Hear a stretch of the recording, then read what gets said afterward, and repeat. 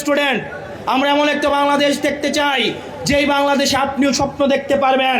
আপনার যদি দক্ষতা থাকে, যোগ্যতা থাকে, তাহলেও আপনিও বাংলাদেশের প্রধানমন্ত্রী হতে পারবেন।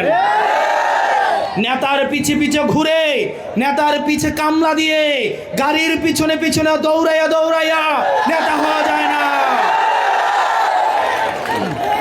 আমরা পরিবারতন্ত্রের মধ্য দিয়ে উঠে আসা নেতৃত্ব চাই না। আমরা চাই নিজের দক্ষতা দিয়ে, যোগ্যতা দিয়ে, সে তার ব্যাকগ্রাউন্ড কি, তার বাবা কি করে, চাচা কি করে, সেগুলো মুখ্য না। পরবর্তী বাংলাদেশ তাদেরকেই গ্রহণ করবে যারা নিজের যোগ্যতায় এবং যারা নিজের দক্ষতায় উঠে আসবে ইনশাল্লাহ।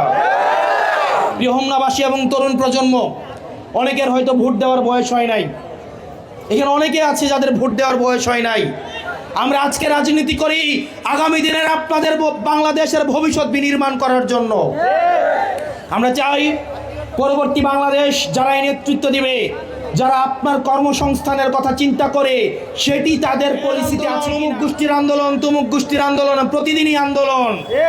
যারা বিভিন্ন দফা দাবিতে নিয়ে আন্দোলন করেছেন, আমরা আপনাদেরকে প্রশ্ন করতে চাই, আপনাদের সব দাবি কি এখন মানা হয়ে গিয়েছে? এখন আর আন্দোলন নাই কেন? এই আন্দোলন কোথায় গেল? এই সরকার নির্লজ্জভাবে স্বজনপ্রীতি এবং আঞ্চলিক বৈষম্যের যাত্রা শুরু করেছে।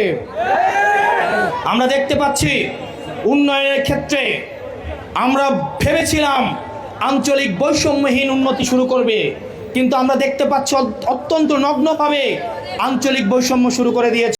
অনেকে বলছেন এই সরকারের অনেক গুণ, 3 মাসে 4 গুণ। স্বরাষ্ট্রমন্ত্রী আসলে কি করেন?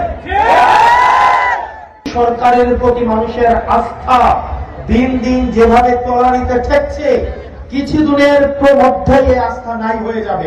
অনেকে বলছেন এই সরকারের অনেক গুণ, 3 মাসে 4 গুণ। এত উপজেলায় 3 মাসের 4টা যদি খুন হয়, স্বরাষ্ট্রমন্ত্রী আসলে কি করেন? স্বরাষ্ট্রমন্ত্রী উনি মাঝে মাঝে প্রধানমন্ত্রীর পক্ষে কথা বলেন, উনি মাঝে মাঝে অর্থমন্ত্রীর পক্ষে কথা বলেন। আসলে ওনার মন্ত্রণালয় নিয়েই মনে হয় ওনার কোনো চিন্তা নাই। স্ত্রী তার স্বামীর হত্যার বিচার চাচ্ছে, সন্তান তার বাবা হত্যার বিচার চাচ্ছে, মা তার সন্তান হত্যার বিচার চাচ্ছে। এই বিচারটা করবে কারা?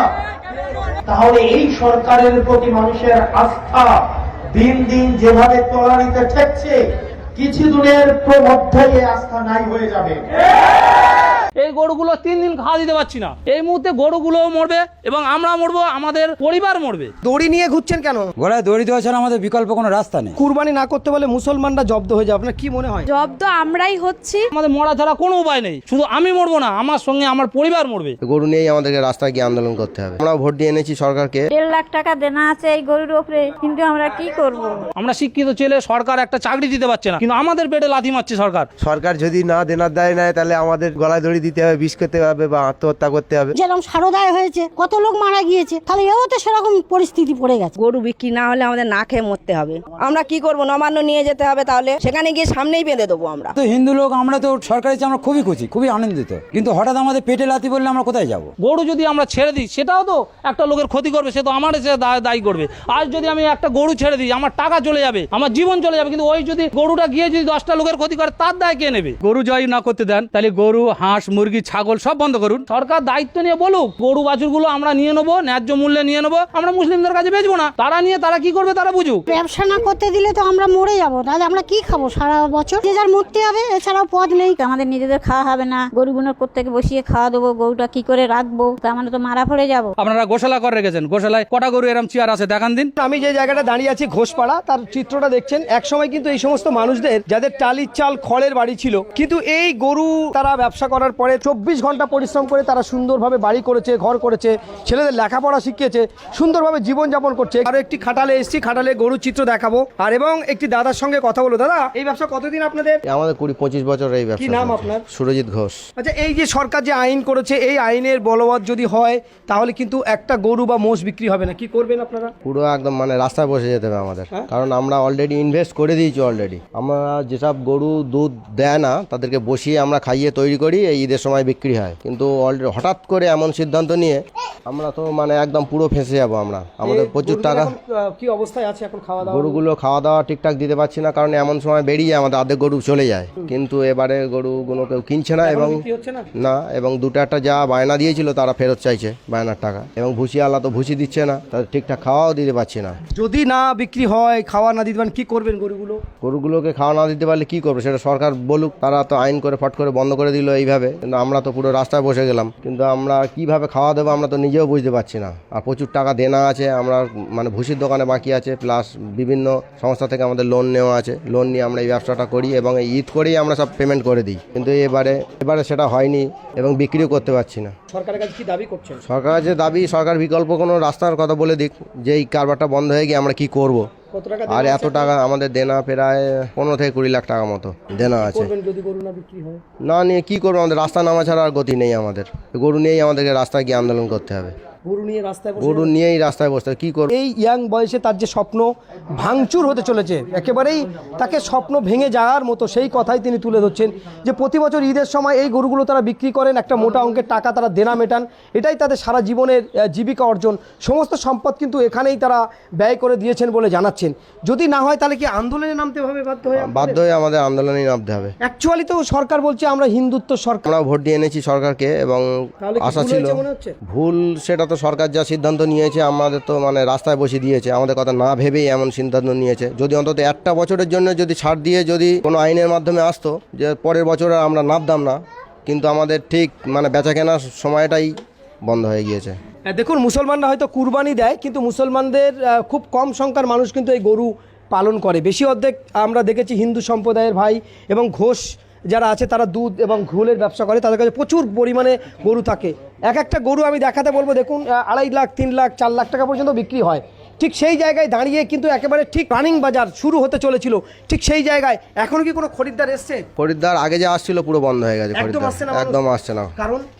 কারণ সরকার এইভাবে মানে রাস্তাঘাটে ধরে কেড়ে নিচ্ছে গরু, সেই ভয় তারা আসছে না, কিনছেও না। আর সরকার যদি না দেনার দায় নেয় তাহলে আমাদের গলায় দড়ি দিতে হবে, বিষ খেতে হবে বা আত্মহত্যা করতে হবে, এছাড়া কোনো। আমার নাম অলোক ঘোষ। কত বছর কাজ করছেন?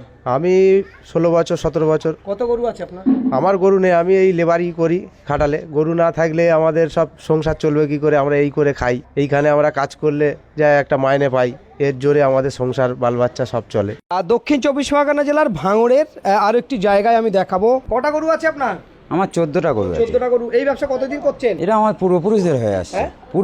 শিবির যা করেছে 5 আগস্টের পরে রাজনৈতিক দখলদারিত্ব করতে গিয়ে বাংলাদেশের ছাত্র রাজনীতির ঐক্য জীবন নষ্ট করেছে। অসংখ্য অগণিত মানুষের বেঁচে থাকাটাকে মানে এরা দুর্বিষহ করে তুলেছিল। গোটা জাতি এদেরকে এখন ধিক্কার দিচ্ছে। ঢাকা বিশ্ববিদ্যালয়ের প্রত্যেকটা স্টুডেন্ট এদের বিচার চাচ্ছে।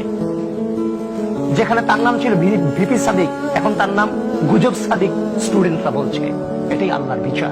গুপ্তটা বলা হয়, আসলে কি এরকম কিছু আছে কিনা প্রমাণ না পেয়ে তো শুধু গুজব ছড়ায় লাভ নাই।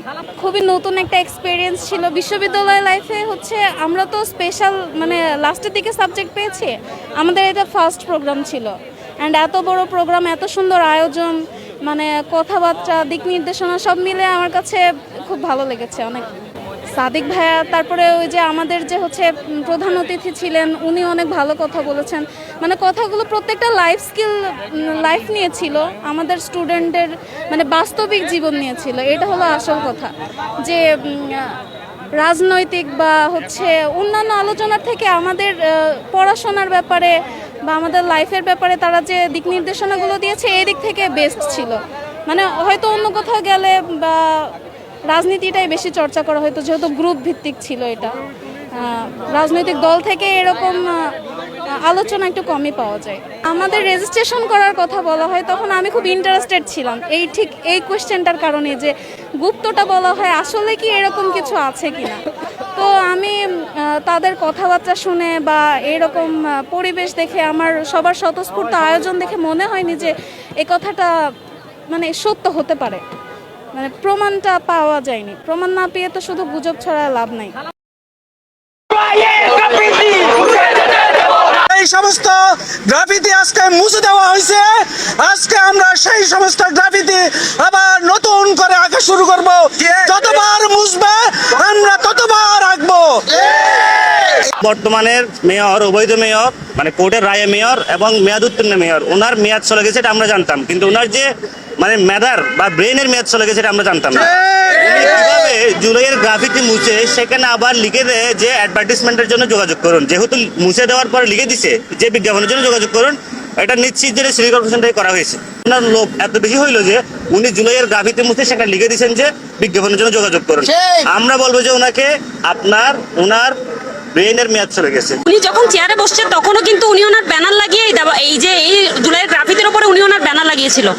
আমরা মনে করি উনি জুলাইকে ধারণ করে না এবং উনি এই জুলাইয়ের সাথে সরাসরি গাদ্দারি করলো এটা করে। তিনি ভুলে গিয়েছেন যে এই জুলাইয়ের কারণে তিনি আজকের মেয়র। শুধু অঙ্কনগুলো মুছেনি, গ্রাফিতিগুলো মুছেনি, ওখানে তারা বিজ্ঞাপনের জন্য লাগিয়ে দিয়েছেন।